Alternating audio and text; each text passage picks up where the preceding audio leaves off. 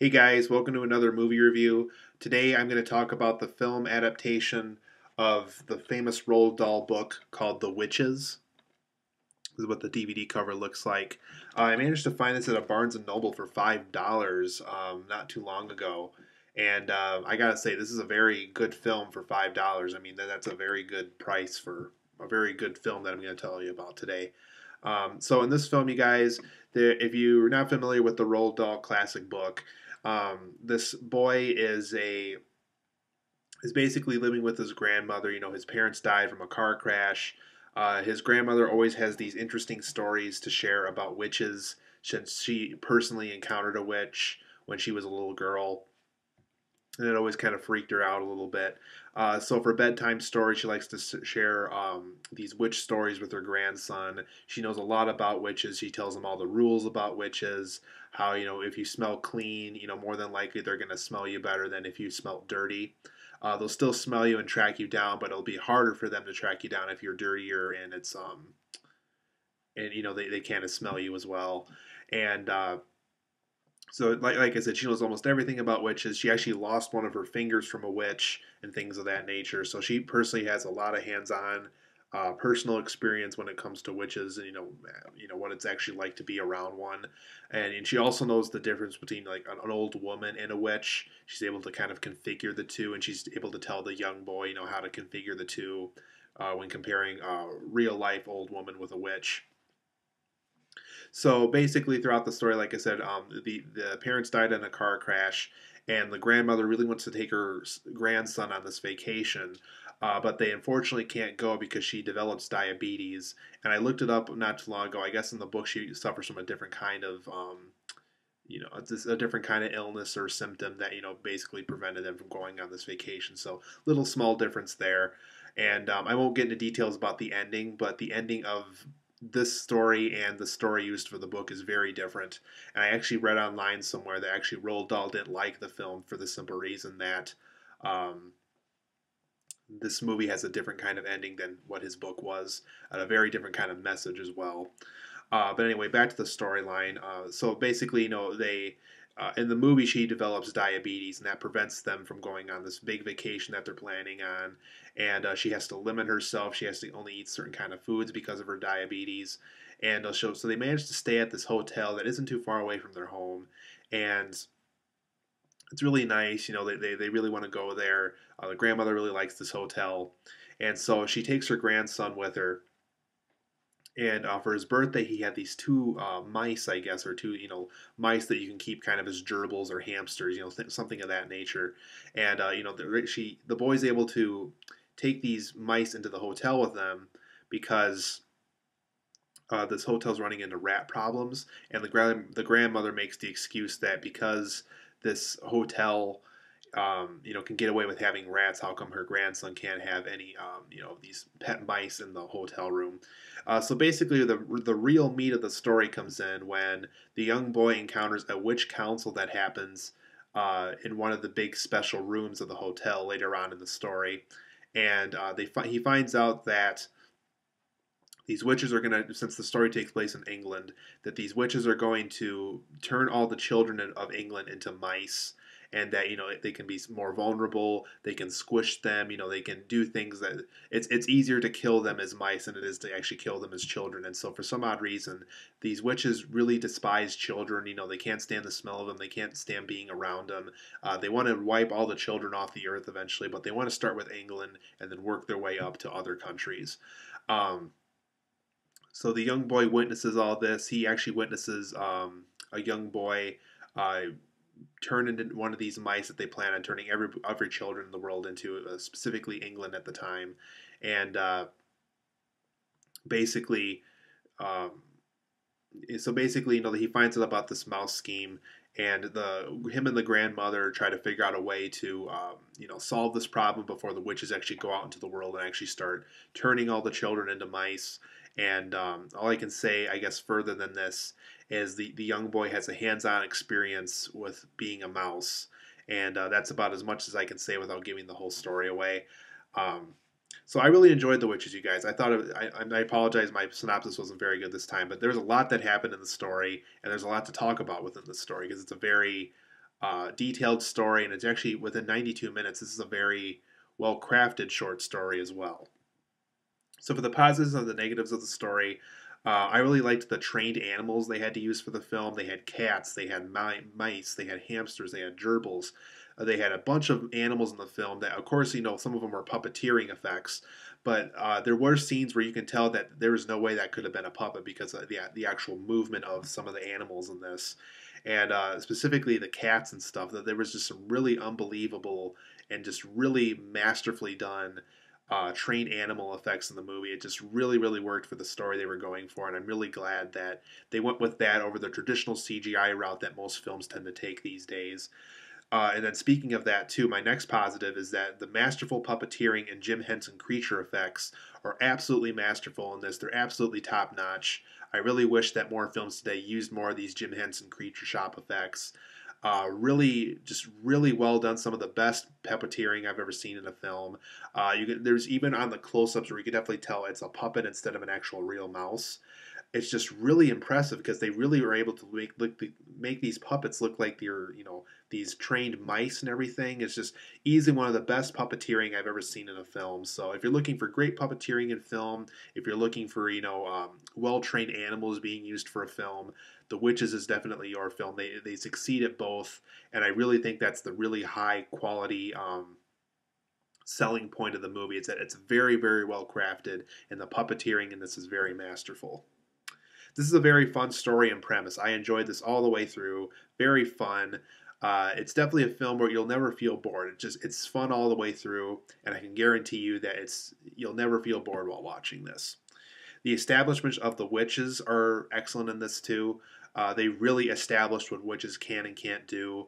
It's really, really. I really applaud Roald Dahl for doing this. It's just really, really well crafted. He established everything the way he should have, and it's just really well established in this film.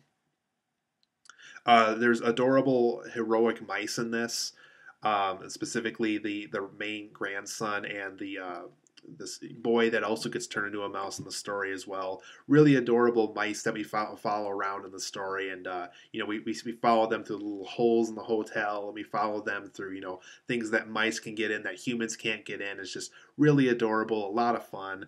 I really applaud the director for doing this. It's just really, really masterfully done. And I looked it up online. I guess the director of this film was the cinematographer of Lawrence of Arabia. So that's pretty big. So I can kind of see, how someone who worked on a film that's that big, managed to craft such a really brilliant film as a director in this. Anjelica Huston and the grandmother, and I had to look up the grandmother's name. Her name is Mai Zetterling. So her and Anjelica Huston gave fantastic performances in this. Anjelica Huston specifically, she really nailed it in this movie. I can always tell a performance is great when I can't think of another actor or actress who could replace the role. If it's that one and only person who could have played the part that well, that's when I know that the right actress or right actor is chosen for the part. And Anjelica Huston and Mai Zetterling really nailed it in this film. Mai Zetterling played the grandmother in this, and Anjelica played the main witch in this, the head council witch. Both were fantastic in the film. I love the dark tone and feeling of the movie. It's definitely, as far as tone and feeling goes, this film masters it perfectly. I loved the mouse perspective shots in this too. We really got the impression that we were really these small mice looking around and trying to escape, and hiding under these places that only mice can get into. And really, really masterfully done. Whatever they did with the video camera in this, it really worked perfectly for this film. Then for the negatives of this film, I do think this film is overall a little too scary for kids.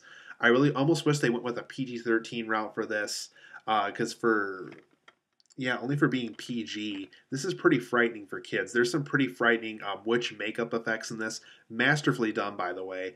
But as far as being marketed towards kids, since this is a kid-family film, I think it's way too scary for kids. I tried to watch this film as if I were a kid, and I gotta say, some of the stuff in this film will really give kids nightmares just because of how scary. I don't know if you can see it on the cover or not, but look how scary that witch makeup is right there on the shadow, not Anjelica Huston right next to her. Just how creepy that is. I mean, kids would just be really freaked out, I would imagine, from some of the stuff in the movie. And then I thought there was some convenient conflicts in this, such as the kid playing around the hotel, and he just so happens to be in the room where all the witches are gathering for this big plot that basically defines the movie. A little too convenient, a little too same with the witches being able to track down where the kid is in the hotel. A little too convenient. I thought it was just like there's so many kids in this hotel, and they just so happen to find the right one where the kid's hiding at, to get him for this chocolate bar heist that they're gonna do. And yeah, just a little bit some convenient conflicts in this that I think were they could have worked those out a little bit more. And overall, I thought the witch's evil plot wasn't credible enough. It's just like, okay, I understand you don't like the kids. I understand you want kids to be, banished from the face of the earth. But why? I mean, what's the benefit of these witches, getting rid of these kids once and for all? What happens when they succeed? What happens, what's this big benefit of getting rid of all these kids off the face of the earth?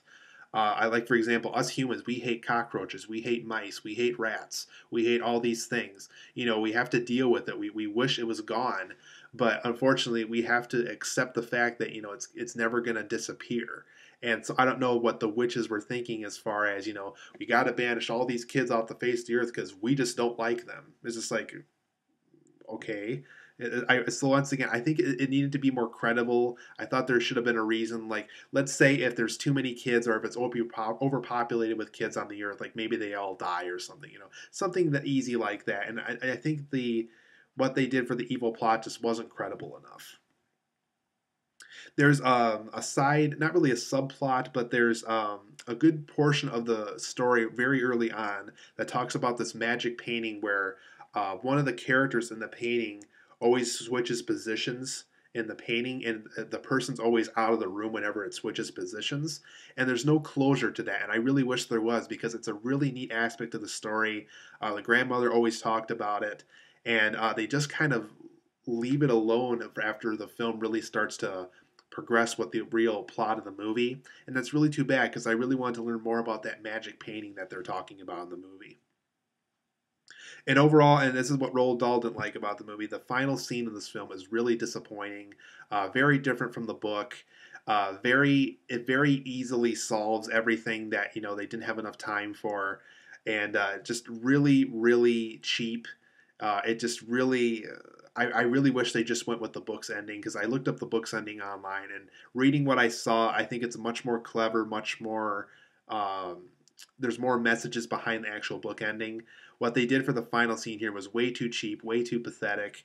You can definitely tell either they were running out of time or they just didn't want to go out and film what Roald Dahl written down on paper, and it just really disappointing final scene. But the overall movie was perfect. I love the overall movie. Just that final scene, I think, really could have just stick to the material, and I think it would have been better off in the end.